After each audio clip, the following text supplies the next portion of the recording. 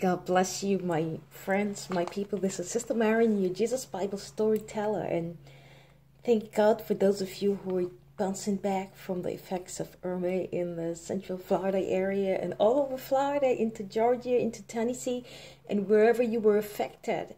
There are many loss, many injuries, but no great loss of life, so we give God thanks, and we are grateful, totally grateful to God for His mercy. As for myself, we have very minor damage to our property, but to God be the glory. When we look at it, it could have been worse. I have no need to complain because there are many people still in Houston who are still recovering from the effects of the hurricane they had there. So we are thankful to God that our lives have been spared. So we continue to look at the Word of God. We continue to share the story of Jesus as they're told, as they're documented for us. And I am still in the book of John, John the Beloved, John the favorite, blessed disciple of Jesus Christ. And at chapter 6, where we're going to look at an encounter that happens that was not a one-person encounter, but this was a multitude encounter. And it said Jesus had gone across the Sea of Galilee, John chapter 6 and verse 1. And he went into a mountain to just get away. It was a feast day. They were tired. They had been celebrating. Now it was time to just get away. So they have gone back into the mountains, and he sat with his disciples. And it said when he lifted up his eyes, maybe he was there communing, teaching, talking with his disciples, a large company came unto him. And then he asked Philip, where are we going to get bread to feed? It is kind of strange that he would ask the first thing. He didn't say, well, get them organized so I can teach them and minister to them. But he first wanted to take care of their physical needs. He wanted to give them bread to eat. And Philip said, well, even if you have 200 pennyworths of bread, you cannot feed these people that are here. But John documented Jesus knew in his heart what he was going to do. But he wanted to see what would have been the response of Philip. So Andrew, Simon Peter's brother, then said, there's one lad here with 5 barley loaves and 2 fishes. But what is that among so many? Jesus knew what he was going to do. And Jesus said, make the men sit down. One of the things that I see here is very clear in the story that he said men.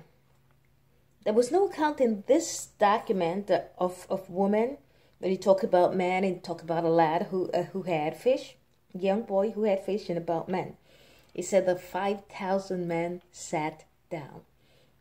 It was very grassy where they are, so they all sat down. 5,000 men all at once coming to seek Jesus.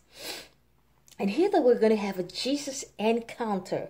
So these 5,000 men sat down on the grass. And said Jesus took the loaf when he gave thanks. And then he gave it to his disciples. They gave it to the men who sit down, and likewise the fish. When they were filled, he said to his disciples, gather up the fragment that there remained. That remained, that nothing will be lost.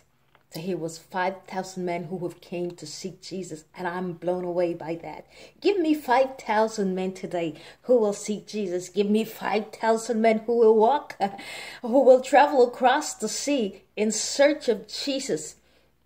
Because these 5,000 men came in search of Jesus. They had an encounter that they were given bread, a miraculous bread.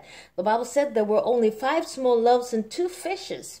But when Jesus prayed and he distributed the food, it said 5,000 men ate, and they collected 12 baskets full. This is a miracle of amazing multiplication of food. The men saw this, they were like, wow, how did he do this?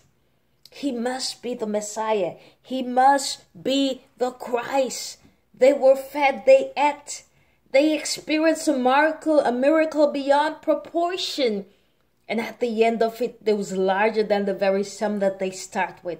This must be the Messiah. This is the true prophet that come from God, they said. Give me 5,000 men today who would seek Jesus. One of the dilemmas in my heart as I have been raised up in the church was there's always such a small proportion of men that truly goes to church and truly follow Jesus. Man was created before the woman. Man was given dominion. And man is called to be the priest of his home. But in many of our churches today, there is this great conflict. Where is our men? We cannot find them. So give me 5,000 men today who will run after Jesus, who will follow him, and who will experience the miracle of multiplicity. This was what they experienced. It is said that Jesus perceived in his heart that they would have taken him that day and crowned him to be king. So he moved away from them and disappeared into the mountain. He could not be crowned king at that time because first he had to be the suffering lamb. He had to be the sacrifice, so he could not be crowned king. But I want to say he already paid the sacrifice, and today he is looking for men who will come after him and crown him as Lord and crown him as king. I was raised in churches. When I look at our black churches, you will find 5% of men and 95% of women. I always say, where are our men? Why can't we find our men? And one of the saddest thing for me was when I had an opportunity to work as a nurse in one of our larger prison system. Our jail in my community where I work. And I had an opportunity to work in jail where I see hundreds and thousands of men, black men, being incarcerated because of crime. And I said, oh God, oh, men are in jail, oh, men are in jail. And my heart was broken because those 5,000 men, if they could only have followed Jesus, would have experienced a life transformation that would not have put them in jail for crimes, but would have put them in position with the King of Kings, with Messiah.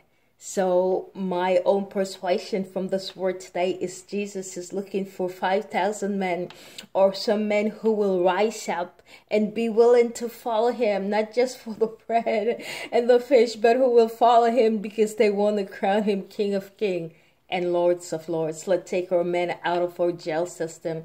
Let's take our men out the streets and out the bar. Let's take our men out of the pornography industry and let us put them back in the church.